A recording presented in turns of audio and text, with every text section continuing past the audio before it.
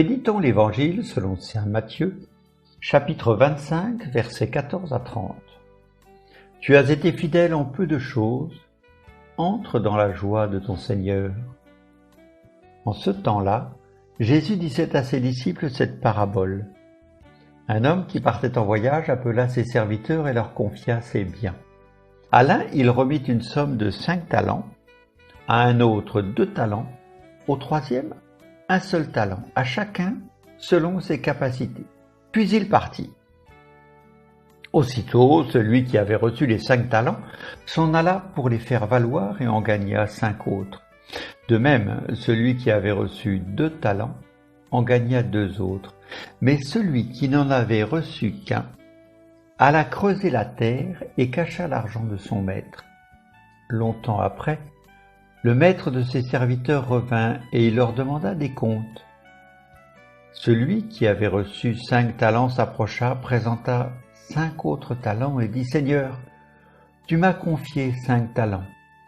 Voilà, j'en ai gagné 5 autres. » Son maître lui déclara « Très bien, serviteur bon et fidèle, tu as été fidèle en peu de choses, je t'en confierai beaucoup.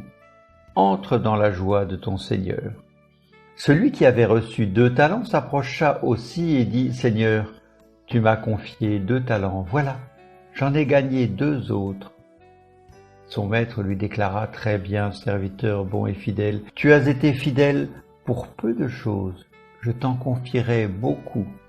Entre dans la joie de ton Seigneur. » Celui qui avait reçu un seul talent s'approcha aussi et dit « Seigneur, je savais que tu es un homme dur.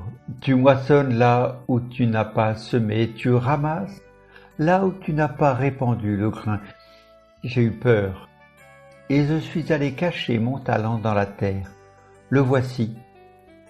Tu as ce qui t'appartient. » Son maître lui répliqua « Serviteur mauvais et paresseux, tu savais que je moissonne là où je n'ai pas semé, que je ramasse le grain là où je ne l'ai pas répandu.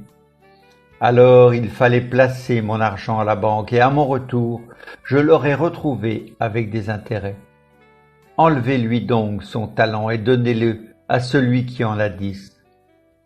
Car à celui qui a, on donnera encore, et il sera dans l'abondance. Mais celui qui n'a rien se verra enlever même ce qu'il a. Quant à ce serviteur bon à rien, jetez-le dans les ténèbres extérieures. Là, il y aura des pleurs et des grincements de dents.